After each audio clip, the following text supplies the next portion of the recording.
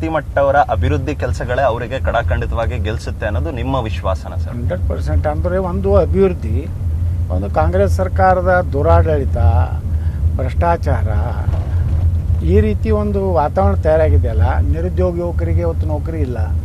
ಸುಮಾರು 2,88,000 ಹುದ್ದೆಗಳು ಖಾಲಿ ಇದ್ರೂ ನೇಮಕಾತಿ ಆಗ್ತಾಯಿಲ್ಲ. ಒಂದು ಕಡೆ ಯುವಜನಾಂಗ, ಆಶಾ ಕಾರ್ಯಕರ್ತರಿಗೆ ಏನೋ ಒಂದು ಭರವಸೆ ಕೊಟ್ಟಿದ್ರು ಆಶಾ ಕಾರ್ಯಕರ್ತರು ಇವತ್ತು ಏನು ಹೊರಗುತ್ತಿಗೆ ತೊಗೊಂಡವ್ರನ್ನೂ ಸಹ ತೆಗೆದು ಹಾಕ್ಬೇಕಂತೇಳಿ ನಿರ್ಣಯ ಮಾಡಿದ್ರು. ಮತ್ತು ಅಂಗನವಾಡಿ ಕಾರ್ಯಕರ್ತರು ಕೊಟ್ಟಂಥ ಯಾವುದೇ ಭರವಸೆ ಈಡೇರಲಿಲ್ಲ.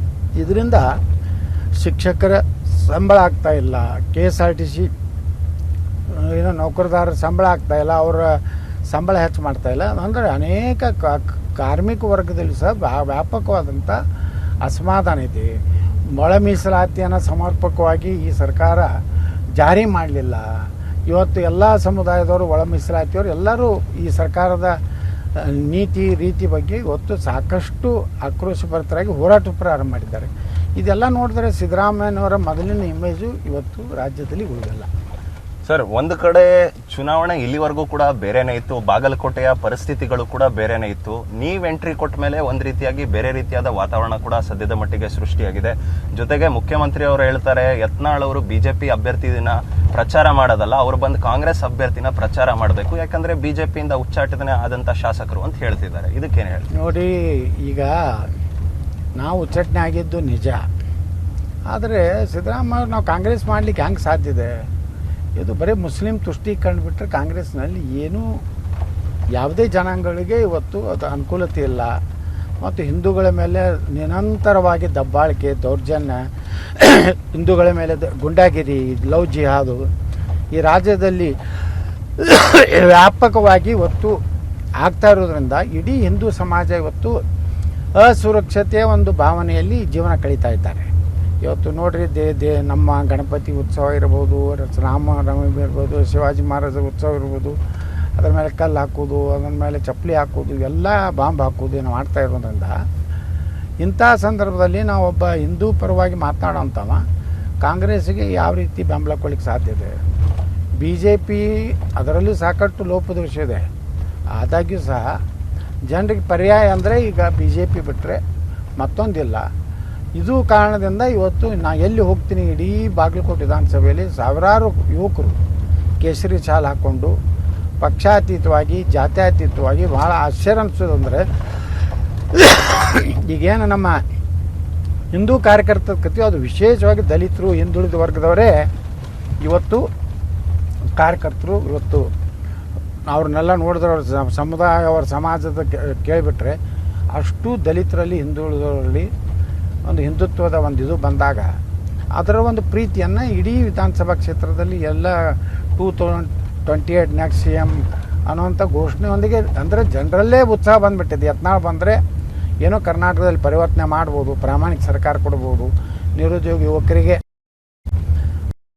ಉದ್ಯೋಗ ಸಿಗ್ಬೋದು, ನೀರಾವರಿ ಯೋಜನೆಗಳು ಕಂಪ್ಲೀಟ್ ಆಗ್ಬೋದು, ಮತ್ತು ಏನು ಭ್ರಷ್ಟಾಚಾರ ಕಡಿಮೆ ಆಗ್ಬೋದು, ಮತ್ತು ಹಿಂದೂಗಳ ಏನು ಕಾರ್ಯಕ್ರಮಗಳಿಗೆ ಶಾಂತಿಯಿಂದ, ಸ್ವಾಭಿಮಾನದಿಂದ ಅದನ್ನು ವಿಜೃಂಭಣೆ ಮಾಡಲಿಕ್ಕೆ ಅನುಕೂಲ ಆಗ್ಬೋದು ಅಂತ ಒಂದು ವಾತಾವರಣ ಇಡೀ ರಾಜ್ಯದಲ್ಲಿ ಯುವಜನಾಂಗ ಅಷ್ಟೇ ಅಲ್ಲ, ಎಲ್ಲ ಹೆಣ್ಣುಮಕ್ಕಳಲ್ಲಿ, ಹಿರಿಯರಲ್ಲಿ ಸಹ ಈ ಒಂದು ವಾತಾವರಣ ಕಾಣಿಸೋದ್ರಿಂದ ಇಡೀ ಬಾಗಲಕೋಟೆಯಲ್ಲಿ ನಾ ಎಲ್ಲಿ ಹೋಗ್ತೀನಿ ಅಲ್ಲಿ ಸಾವಿರಾರು ಜನ ಇವತ್ತು ಸೇರ್ತಾ ಇದ್ದಾರೆ. ಮಠ ನೋಡಿರಿ, ಬಿಸಿಲು ಎಷ್ಟು ಇರ್ಬೋದು. ಈಗ ಇಂಥ ಬಿಸಿಲಿನಲ್ಲಿಯೂ ಒಂದು ಸಣ್ಣ ಹಳ್ಳಿ, ಕೇವಲ ಒಂದು 3 ಬೂತ್ ಇರುವಂಥ ಹಳ್ಳಿಯಲ್ಲಿ ಸುಮಾರು ಒಂದು 500-600 ಜನ ಸೇರಿದ್ರು. ಇದು ಏನು ತೋರಿಸ್ಕೊಡ್ತದಂದರೆ ಒಬ್ಬ ಒಳ್ಳೆಯ ನಾಯಕತ್ವ ಕರ್ನಾಟಕ ಬೇಕು ಅನ್ನೋಂಥ ಸಂದೇಶ ಬಾಗಲಕೋಟೆ ಮತದಾರರು ಇವತ್ತು ಈ ಒಂದು ಸಂಕೇತ ಕೊಡ್ತಾ ಇದ್ದಾರೆ. Sir, once again coming back to this, ನಾನು ಇದ್ರ ಬಗ್ಗೆನೇ ಮಾತನಾಡ್ತಾ ಇದ್ದೆ ಸ್ಟಾರ್ಟಿಂಗ್ನಲ್ಲಿ ಹೇಳಬೇಕಾದ್ರೆ. ಈ ಹಿಂದೆ ನೀವು ಸಾಕಷ್ಟು ಬಾರಿ ಹೇಳಿಕೆಗಳನ್ನು ಕೊಡ್ತಾ ಇದ್ರಿ, ನಾನು ಮುಂದಿನ ಮುಖ್ಯಮಂತ್ರಿ ಆಗ್ತೀನಿ, 2028ಕ್ಕೆ ಮುಖ್ಯಮಂತ್ರಿ ಆಗೇ ಆಗ್ತೀನಿ, ಅದು JCP ಪಕ್ಷ ಆಗಿರ್ಬೋದು ಅಥವಾ BJPಯಿಂದಾನೇ ಆಗಿರ್ಬೋದು ಅನ್ನೋ ಮಾತುಗಳನ್ನ ಆಡ್ತಾ ಇದ್ರಿ. ಈಗ ಜನಾನೇ ನಿಮ್ಮನ್ನ ಮುಂದಿನ ಮುಖ್ಯಮಂತ್ರಿ ಯತ್ನಾಳ್, ನೆಕ್ಸ್ಟ್ CM ಯತ್ನಾಳ್ ಅಂತ ಒಂದಿಷ್ಟು ಬ್ಯಾನರ್ಗಳು, ಒಂದಿಷ್ಟು ಫೋಟೋಗಳನ್ನ ಹಿಡಿತಾ ಇರತಕ್ಕಂಥದ್ದು ನಿಮಗೆ ಎಷ್ಟರ ಮಟ್ಟಿಗೆ ಸಂತೋಷ ಇದೆ ಸರ್, ಆ ಒಂದು ಫೀಲಿಂಗು? ಯಾಕಂದ್ರೆ ಇಷ್ಟು ದಿನ ನೀವು ಹೇಳ್ತಾ ಇದ್ರಿ, ಈಗ ಜನಾನೇ ಹೇಳ್ತಿರೋದ್ರಿಂದ ಆ ಫೀಲಿಂಗ್ ಯಾವ ರೀತಿಯಾಗಿದೆ? ನೋಡಿ, ಜನರು ನಾನು ನೋಡ್ತಾ ಇದ್ದೀನಲ್ಲ, ಜನರ ಮನಸ್ಸಿನಲ್ಲಿ ಯಾವುದೇ ಒಬ್ಬ ವ್ಯಕ್ತಿನ ನಮ್ಮ ನಾಯಕತ್ವ ಒಪ್ಪುವಂಥದ್ದು ಬಂದಿದೆ ಅಂದರೆ 2028ಕ್ಕೆ ಒಂದು ದೊಡ್ಡ ಬದಲಾವಣೆ ಕರ್ನಾಟಕದಲ್ಲಿ ಆಗ್ತದೆ ಅನ್ನೋ ಸಂಕೇತ ಜನ ಈಗಿನಿಂದಲೇ ಕೊಡ್ತಾ ಇದ್ದಾರೆ. ಯಾಕೆ ಕೊಡ್ತಾ ಇದ್ದಾರೆ? ಅದು ಜನರಿಗೆ ಒಂದು ವಿಶ್ವಾಸ. ಈ ವ್ಯಕ್ತಿಗೆ ಒಂದಂದರೆ ಭ್ರಷ್ಟಾಚಾರ ಮಾಡೋದಿಲ್ಲ, ನಮ್ಮ ರಕ್ಷಣೆ ಮಾಡ್ತಾನೆ, ಯಾವುದೇ ನಿರ್ಣಯಗಳನ್ನು ತಗೋತಾನೆ ಅನ್ನೋಂಥ ವಿಶ್ವಾಸಾರ್ಹತೆ ಹೆಚ್ಚಾಗಿದೆ. ಆ ಹೆಚ್ಚಾಗಿದ್ದರಿಂದಲೇ ಜನ ಇವತ್ತು ತಾವೇ ಹಣ ಕೊಟ್ಟು ಯಾರ ಮೋಟ್ರ್ ಸೈಕಲ್ ರ್ಯಾಲಿಗೆ ನಾ ಹಣ ಕೊಡೋದಿಲ್ಲ, ಯಾವ ಪಾಪ ಯುವಕರಿಗೆ ನಾನು ಊಟ ಮಾಡಿಸೋದಿಲ್ಲ, ಏನೂ ಕೊಡೋದಿಲ್ಲ. ಕೇವಲ ಹಿಂದುತ್ವದ ಸಲುವಾಗಿ ಕೇಸರಿ ಶಾಲ್ ಹಾಕ್ಕೊಂಡು ನಮ್ಮ ಧರ್ಮ ಉಳಿಬೇಕು, ನಮ್ಮ ದೇಶ ಉಳಿಬೇಕು, ಇವೆರಡೇ ಅವರಲ್ಲಿ ಇರೋದು. ಯತ್ನಾಳ್ ಪ್ರಿಯಾಗಿ ಮತ್ತೊಬ್ರು ಯಾರೇ ಇದನ್ನು ಮಾಡಿದ್ರು ಅವ್ರನ್ನೇ ಬೆನ್ನ ಹತ್ತಿ ಬಿಡ್ತಿದ್ರು.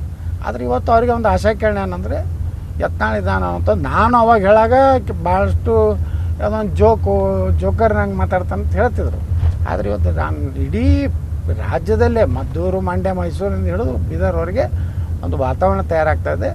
ಒಂದು ಬದಲಾವಣೆ ಅಂತೂ ಒಳ್ಳೆಯ ನಾಯಕತ್ವ ಬೇಕನ್ನುವಂಥ ಒಂದು ವಾತಾವರಣ ಕರ್ನಾಟಕದಲ್ಲಿ